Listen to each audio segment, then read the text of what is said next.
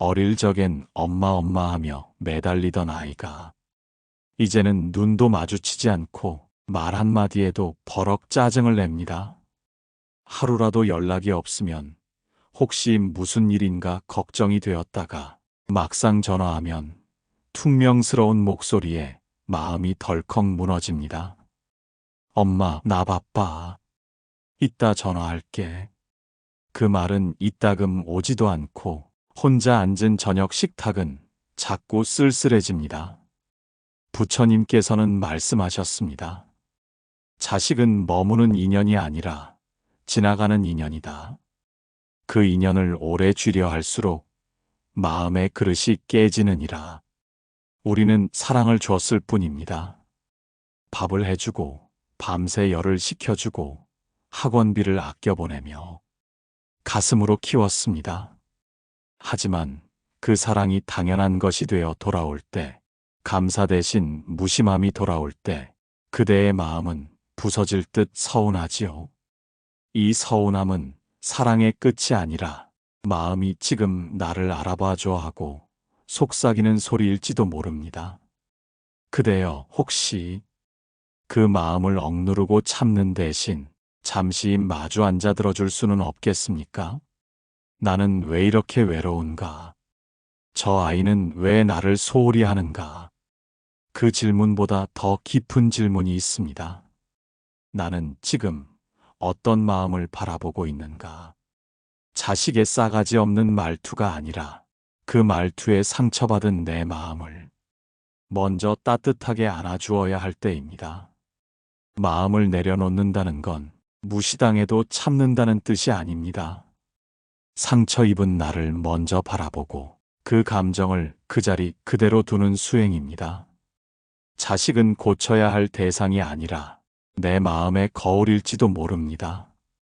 그 아이의 무례함 속에서 나도 모르게 쥐고 있었던 기대와 조급함이 비춰지는 것입니다. 이제는 그대의 사랑을 증명받으려 애쓰기보다 그 사랑이 어떤 모양이었는지를 스스로 꺼내어 볼 시간입니다. 자식은 모릅니다. 부모의 외로움을, 기대를, 허무함을 한 번도 살아보지 않았기에 모릅니다. 그러니 부처님께서 하신 말씀처럼 기대하지 말되 자비를 놓치지 말라는 그 가르침을 품으며 오늘의 서운함을 부드럽게 조용히 내려두어 봅니다. 그대의 마음은 누가 가르쳐 주지 않아도 이미 알고 있었을 것입니다. 그 아이를 어떻게 대해야 할지보다 먼저 나를 어떻게 품어야 할지를요. 그대는 다 주었습니다. 먹이고 입히고 재우고 어떤 날은 당신의 슬픔마저 삼켜가며 그 아이만은 행복하길 바랐습니다. 그러니 그대 마음이 이렇게 말하는 것도 어쩌면 당연합니다. 내가 이만큼 했으면 이제 너도 내 마음 좀 알아야 하지 않니? 하지만 자식은 부모가 바라는 마음만큼 잘해주지 않습니다. 오히려 그 기대가 짙어질수록 더 멀리, 더 거칠게 반응하기도 합니다. 부처님께서는 이렇게 말씀하셨습니다. 기대는 불만의 씨앗이 되고 불만은 분노의 그림자가 되느니라. 우리는 사랑이라고 믿었지만 그 속에는 조용한 기대와 바람이 함께 숨겨져 있었습니다. 나중에 철들면 알아줄 거야. 효도는 지금 못해도 언젠간 하겠지. 그 기대는 마치 아무 말 없이 꽃을 바라보며 언제 필 거냐고 묻는 것과도 같습니다. 그대여, 혹시 그 아이를 바라보며 이제라도 좀 철이 들어야지 하고 속으로 되뇌지는 않으셨나요? 그러나 그 철이란 시간이 아니라 고통 속에서만 조금씩 익어가는 것이기에 우리는 그 자리를 대신해 줄 수 없습니다. 기대는 나를 괴롭히고 그 기대를 모르고 있는 자식은 괴롭다는 사실조차 모릅니다. 그럼에도 불구하고 왜 그 마음을 놓지 못할까요? 왜 서운함을 넘어서 미움까지 가는 걸까요? 그 이유는 아주 단순합니다. 그대가 여전히 사랑하고 있기 때문입니다. 기대가 많다는 건 사랑이 식지 않았다는 뜻이기도 합니다. 다만 그 사랑을 받아들일 준비가 되지 않은 아이에게 그대는 너무 큰 그릇을 건넨 것입니다. 부처님께서는 또 말씀하셨습니다. 지혜로운 이는 기다리지 않는다. 모든 인연은 그때에 맞춰 스스로 익어가니라. 기다림을 내려놓고 다만 바라보십시오. 그 아이가 오늘 어떤 말을 하든 어떤 태도를 보이든 그대는 그 마음 안에서 스스로를 다독이며 조용히 단단히 앉아 있을 수 있습니다. 그렇게 기대라는 그림자를 놓아줄 때 비로소 자식과 나 사이에 숨 쉴 틈이 생기고 그 틈이 대화가 되고 그 대화가 언젠가 이해가 되기도 합니다. 그대가 기다려온 것은 효도가 아니라 마음의 닿음이 아니었습니까? 지금 닿지 않더라도 그 마음은 흘러갑니다. 흘러간 마음은 돌아오는 법도 있지요. 그러니 오늘 하루 기대를 내려두고 그대의 마음을 안아주는 것부터 천천히 해보시겠습니까? 문을 열고 들어온 자식의 얼굴에는 예전에 환한 미소가 없습니다. 눈길도 인사도 이젠 건성으로 흘러갑니다. 무엇을 물어봐도 한숨 섞인 대답 또는 차가운 침묵뿐입니다. 알았어요. 됐어요. 그만 좀 하세요. 그 말들이 내 가슴을 밟고 지나갑니다. 어느 순간부터 나는 마치 방해받는 존재처럼 느껴졌고 존재감을 잃은 듯한 쓸쓸함이 늘 그림자처럼 따라다니게 되었습니다. 부처님께서는 말씀하셨습니다. 존엄은 남이 주는 것이 아니라 스스로 세우는 법이다. 누구도 너를 무너뜨릴 수 없느니라. 그대여, 무시당했다는 감정은 다른 사람의 행동에서 비롯된 것 같지만 사실은 내 마음 안의 자존감이 흔들릴 때 피어나는 연기와도 같습니다. 자식이 무례한 것이지 그대가 작아진 것이 아닙니다. 하지만 사람의 마음은 참으로 여리기에 아무리 이성으로 알아도 감정은 그리 쉽게 정리되지 않지요. 무시당하는 느낌 속에는 나도 한때는 누군가의 전부였다는 기억이 조용히 울고 있습니다. 그 울음은 억지로 잠재우는 것이 아니라 조용히 안아주고 따뜻하게 이름을 불러주어야 합니다.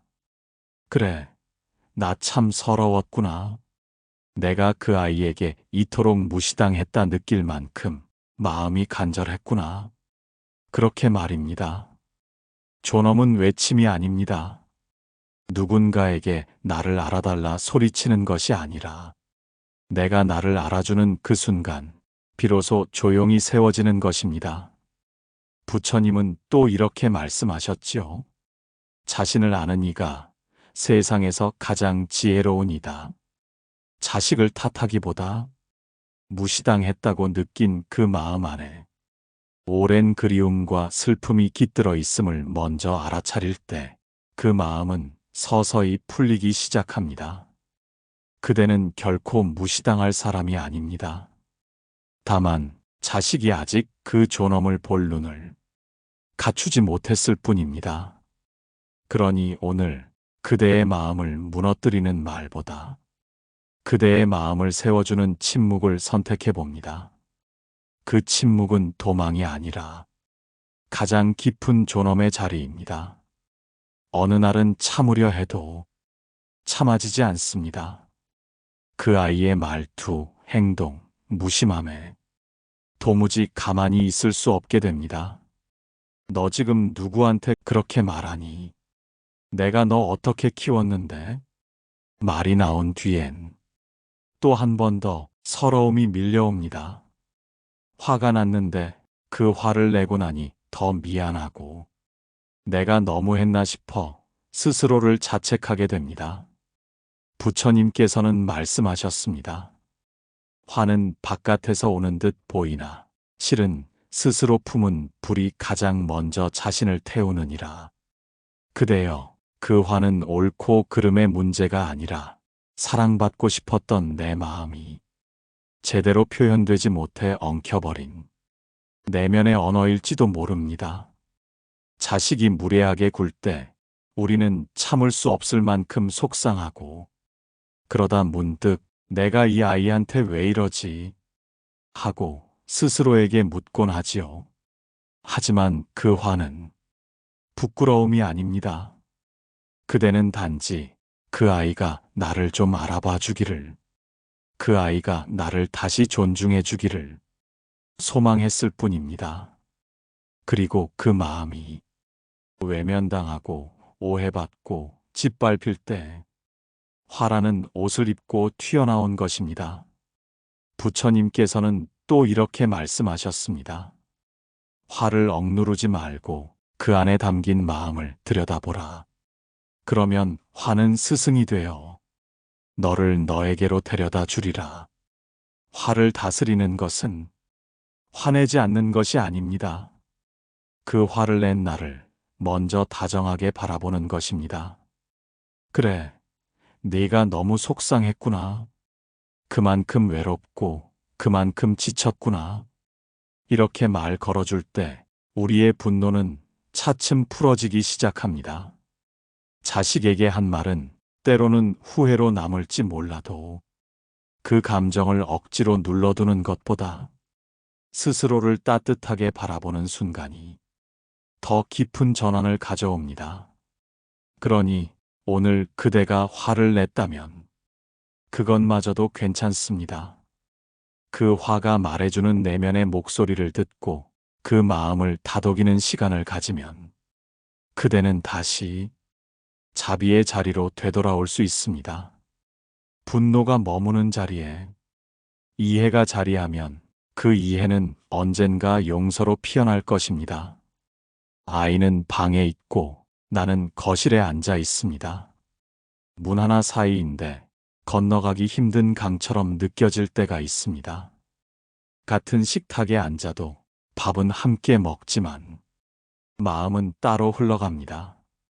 무엇을 이야기해도 핸드폰만 바라보는 그 아이. 질문엔 짧게, 대답은 건성으로 내 목소리가 벽에 부딪히는 것 같습니다. 그대는 묻고 싶어집니다. 우리는 도대체 언제부터 이렇게 멀어진 걸까?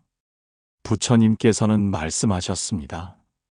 마음은 눈으로 보이지 않고 오직 알아차림으로만 닿느니라. 같이 있어도 외롭다는 그 마음, 그대만 그런 것이 아닙니다. 수많은 부모가 조용히 이 마음의 거리를 건너고 있습니다. 그 거리는 말을 많이 한다고 좁혀지지 않고 화를 낸다고 다가오지도 않습니다. 그저 그 아이도 자신만의 어두운 방을 가지고 있다는 것, 그 방 안에서 지금은 스스로를 숨기고 있다는 것, 그걸 알아차리는 순간 그대는 더 이상 문을 억지로 두드리지 않게 됩니다. 부처님은 또 말씀하셨지요. 마음을 억지로 열려 하지 말고 먼저 당신의 자리를 평온히 하라. 그러면 그 평온이 향기가 되어 닫힌 문 너머로 흘러가리라.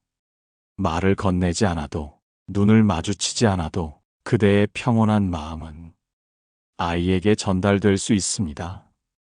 그대가 말없이 차려둔 반찬 한 그릇, 한숨 섞인 숨결 속의 다정함, 그 작은 몸짓 하나하나가 마음을 두드리는 자비의 언어가 됩니다. 그러니 오늘은 그 거리를 억지로 좁히려 애쓰지 말고 그저 바라보는 것으로 마음을 다해보면 어떨까요? 멀어졌다고 느끼는 순간 마음은 다시 연결될 준비를 시작합니다. 가장 먼 거리는 몸이 아니라 마음의 벽이고 그 마음의 벽은 오직 이해와 기다림으로만 녹아내릴 수 있습니다. 그대는 지금 그 기다림의 수행을 조용히 걷고 계신 것입니다. 길을 걷다 보면 이웃집 아이가 부모에게 다정하게 말하는 모습을 보게 됩니다. 전화도 자주 드리고 명절이면 함께 여행도 가고 그 모습을 보고 있자면 나도 모르게 속이 저려옵니다. 나는 어디서부터 잘못된 걸까? 내 자식은 왜 저렇게 못하나? 그렇게 마음이 무너집니다. 부처님께서는 말씀하셨습니다. 비교는 탐욕의 다른 얼굴이니라. 남을 보며 나를 다그칠 때 마음은 점점 메말라가느니라. 그대여, 그 슬픔은 부끄러운 것이 아닙니다. 다만 사랑한 만큼 바랐고 그 기대가 외면당한 만큼 마음이 깊이 상처받았을 뿐입니다. 내 자식인데 그 말 안에는 수많은 시간과 기억이 담겨 있습니다. 기저귀 갈던 손길, 학교 앞에서 기다리던 오후, 감기 몸살에 대신 알아주고 싶던 밤. 그 모든 순간이 지금의 무심함 앞에 놓이니 더욱더 아프고 남보다 못하다는 생각마저 들게 되는 것이지요.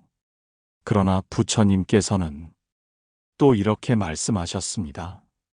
가장 큰 연은 말이 통하는 이가 아니라 그 연을 내려놓을 수 있는 이와 맺는 것이다. 그대여, 사랑은 기억으로 남지만 기대는 고통으로 남습니다. 남의 자식과 비교하는 순간 그대의 마음 안에도 지워지지 않는 허기가 자라납니다. 그리고 그 허기는 더 많은 원망으로 이어지고 그 원망은 다시 자식과의 거리를 더 벌려놓습니다. 남보다 못하다는 그 말, 실은 그대가 스스로를 더 아프게 만드는 말인지도 모릅니다. 자식이 무엇을 해주지 않아도 무심해도 그대는 이미 오래도록 사랑이라는 이름으로 그 아이의 삶을 밝혀온 분입니다. 남보다 더하지 않아도 그 아이가 단 한 번의 다정한 눈빛을 건넨다면 그대의 마음은 다시 녹을 것입니다. 그 정도로 그대의 사랑은 아직 살아 있습니다. 그러니 오늘은 남의 집 불빛을 부러워하기보다 그대 마음 안에 남아있는 따뜻한 등불을 조용히 바라보는 시간으로 삼아보면 어떨까요? 그 불빛은 작아도 그대의 사랑을 기억하고 있습니다. 그건 아니지 않니? 엄마 생각엔 말을 꺼낸 순간 벌써 아이는 짜증 섞인 얼굴을 합니다. 그건 내 일이에요. 엄마는 왜 맨날 그래요? 그 한마디에 더는 말을 잇지 못하고 입을 다물게 됩니다. 그대는 생각하지요. 나는 이제 이 아이에게 말할 자격조차 없는 존재인가. 부처님께서는 말씀하셨습니다. 무시당하는 것이 아니라 세상이 스스로를 잊을 때 마음은 작아진다 느끼느니라. 말이 무시당했다는 감정 아래에는 내가 이 아이에게 더는 중요하지 않다는 깊은 상실감이 흐르고 있습니다. 그러나 그대여, 자식은 자라면서 부모를 당연하게 여기는 시기를 겪습니다. 그 시기는 부모를 낮추려는 것이 아니라 스스로 서려는 어설픈 몸짓일 뿐입니다. 그 어설픔을 몰라보면 우리 마음은 쉽게 상처받지만 그 어설픔을 알아차리면 비로소 연민과 자비가 피어납니다. 부처님은 또 말씀하셨지요. 말이 전해지지 않거든 말 너머의 마음을 먼저 보라. 그대의 말이 지금은 닿지 않아도 그 말의 진심은 시간이 지나면 마음에 남습니다. 부드러운 말 한마디는 돌아서는 등 뒤에도 흔적을 남기고 그 흔적은 언젠가 돌아올 길을 만들어줍니다.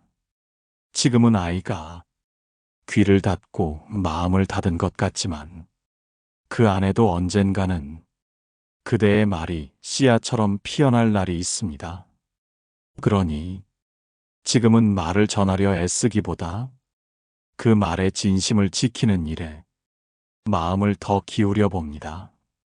그대의 진심은 무시당한 것이 아니라 아직 도착하지 않은 편지처럼 아이의 마음 어딘가에 천천히 가고 있는 중일지도 모릅니다.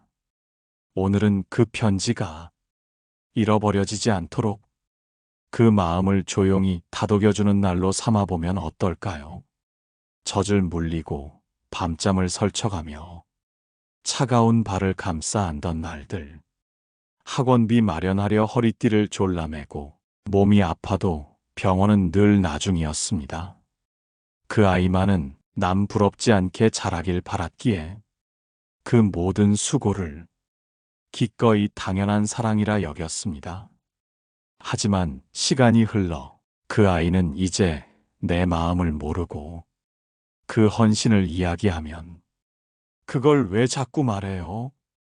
그건 엄마가 원해서 한 거잖아요. 하는 차가운 말로 돌아옵니다. 그대는 마음속 깊이 억울함이 차오르지요. 부처님께서는 말씀하셨습니다. 베푼 사랑의 대가를 바라면 그 사랑은 이미 고통이 된다. 그대여, 그 억울함은 사랑이 외면당한 것이 아니라 그 사랑을 표현할 자리가 사라졌기 때문일지도 모릅니다. 사랑은 받아야만 완성되는 것이 아니라 그 마음 자체로 이미 충분했던 것입니다. 다만 우리가 놓치기 쉬운 건 그 사랑의 노고를 기억해 주기를 바라는 마음이지요. 엄마가 너를 얼마나 위해줬는데 그 말 안에는 나를 기억해 줘라는 조용한 바람이 숨어 있습니다. 그 바람이 닿지 않을 때 마음은 외롭고 서럽고 억울해집니다. 하지만 부처님은 또 말씀하십니다. 내가 행한 모든 자비는 그 자리에 머물러 언젠가 비처럼 퍼지느니라. 그대가 자식에게 한 모든 사랑은 지금은 조용히 잠들어 있을지라도 그 아이가 어느 날 홀로 힘들어질 때 다시 꺼내어 보는 등불이 됩니다. 그래서 사랑은 바로 그 순간을 위해 존재하는 것인지도 모릅니다. 지금은 돌아오지 않아도 그 아이가 길을 잃었을 때 돌아올 수 있는 등불 하나쯤 그대는 이미 켜두신 겁니다. 그러니 억울함에 머물기보다 그대의 사랑이 여전히 어떤 어둠도 비출 수 있음을 스스로 알아주십시오. 그대의 헌신은 헛되지 않았습니다. 단지 그 헌신을 이해할 만큼 그 아이가 아직 인생의 바닥을 만나지 않았을 뿐입니다. 사랑은 언젠가 돌아옵니다. 다만 그날이 오늘이 아닐 뿐이지요. 한때는 가족이나 없으면 안 되던 시절이 있었습니다. 밥상 하나, 외출 하나, 결정 하나도 당신의 손길 없이는 움직이지 않던 날들. 아이도 배우자도 모두 그대의 중심을 따라 움직였습니다. 당신은 분명 집안의 기둥이자 마음의 중심이었습니다. 그런데 지금은 모든 것이 그대 없이도 잘 돌아가는 듯 합니다. 무슨 결정을 해도 의논은커녕 통보만 받는 날들. 자식의 결혼, 이사의 날짜, 심지어 병원에 입원하는 것도 그대에게 말하지 않은 채 이미 결정된 뒤에야 알게 됩니다. 그대는 조용히 서운하지요. 내가 아무 존재도 아니구나. 그 허무함은 이루 말할 수 없는 공허로 다가옵니다. 부처님께서는 말씀하셨습니다. 존재는 기억으로 머무는 것이 아니라 그 삶의 향기로 남느니라. 그대여, 당신은 지금 잊힌 것이 아니라 그때의 역할을 내려놓은 중입니다. 그대의 존재는 더 이상 바쁘게 움직이지 않아도 말로 나서지 않아도 이미 가족 모두의 마음속에 스며 있습니다. 다만 존재의 방식이 달라졌을 뿐입니다. 한때는 모든 것을 결정하던 손이 이제는 다정히 머리를 쓰다듬는 손이 되었고, 하루를 지휘하던 목소리는 이제는 조용히 웃음을 지켜보는 눈이 되었습니다. 그 변화가 무력함이 아니라 깊은 자리에서 머무는 지혜가 되면 가족은 언젠가 그대가 있었던 자리를 조용히 돌아보게 될 것입니다.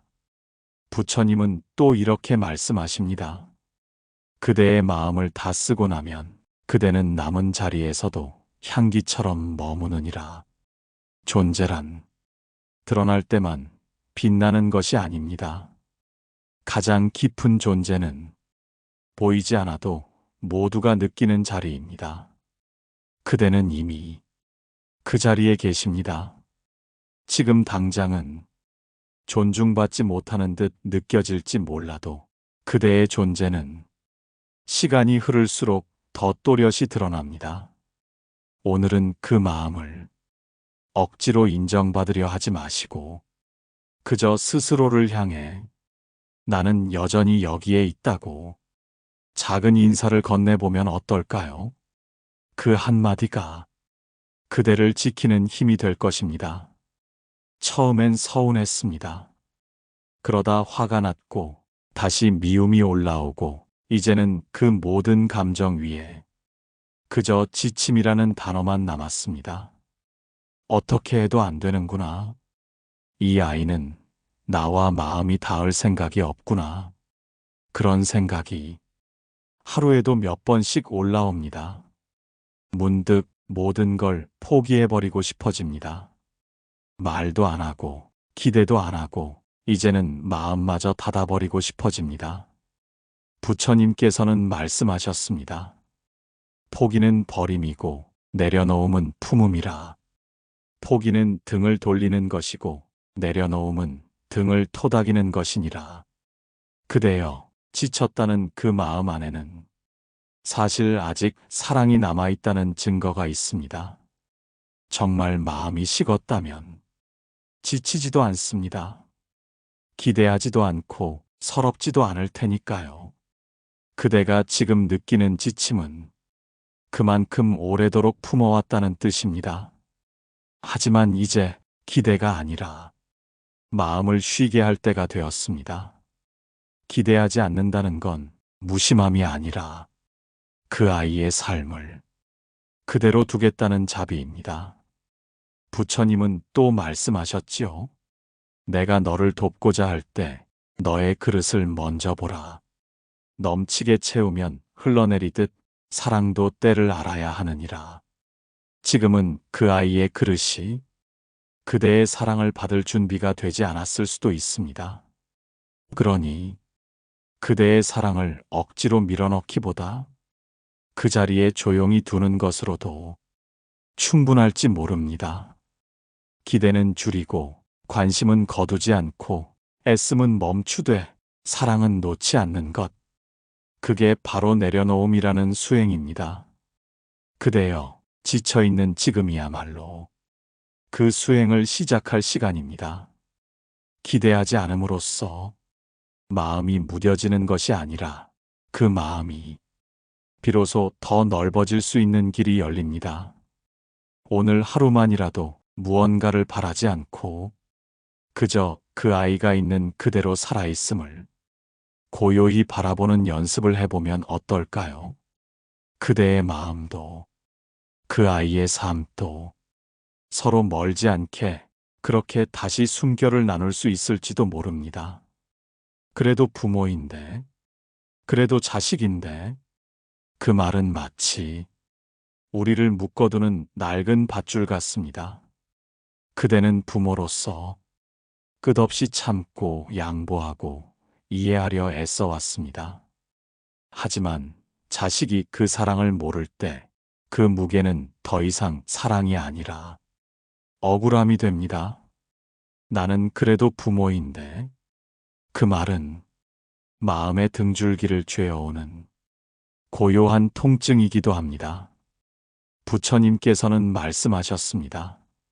진짜 사랑은 역할로 증명되는 것이 아니라 그 존재의 자리에서 피어나느니라. 그대여, 우리는 누구나 부모가 처음이고 자식 또한 삶을 배우는 중입니다. 그 아이는 부모의 마음을 다 알기엔 아직 어리고 그대는 그 아이의 모난 마음까지 감싸기엔 너무 오래 지쳐왔을지도 모릅니다. 그래도라는 말은 사실 사랑의 또 다른 이름입니다. 아직도 바라는 마음, 아직도 이해하고 싶은 마음이 그 속에 숨어 있기 때문입니다. 하지만 그대여, 그 사랑이 의무로 변하지 않도록 잠시 내려두어야 합니다. 부처님은 또 말씀하십니다. 진정한 자비는 상대가 아니라 자신을 자유롭게 하느니라. 그대가 참는 사랑이 스스로를 얽매고 있다면 이제는 사랑의 방향을 바꿔야 할 시간입니다. 그 아이를 위함이 아니라 그대를 위하여. 부모이기 때문에 끝까지 품어야 한다는 말은 존경받아야 할 고귀한 마음이지만 그 존경은 스스로를 먼저 아껴야 그 울림이 자식에게 닿을 수 있습니다. 그러니 오늘은 그래도 대신 이제는 나를 위하여 라고 말해보면 어떨까요? 부모이기에 먼저 품는 것이 아니라 한 사람으로서 스스로를 따뜻이 감싸 안는 일. 그 일이 먼저일 때 비로소 자식에게도 진짜 사랑을 보낼 수 있습니다. 그래도라는 말로 갇히지 않고 이제는 그럼에도 불구하고 자비롭게 살아가는 시간으로 한 걸음 더 나아가면 좋겠습니다. 거울 앞에 서면 가끔은 낯선 얼굴이 보입니다. 주름이 깊어졌고 눈빛은 조용히 꺼져가고 있습니다. 예전엔 일도 하고 친구도 만나고 내 삶을 향한 꿈이 분명히 있었습니다. 그런데 어느샌가 모든 삶이 아이를 위한 것이 되었습니다. 식사도, 시간도, 선택도 모두 자식의 중심에 맞춰졌습니다.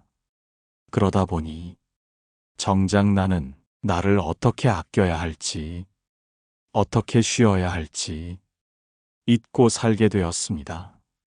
부처님께서는 말씀하셨습니다.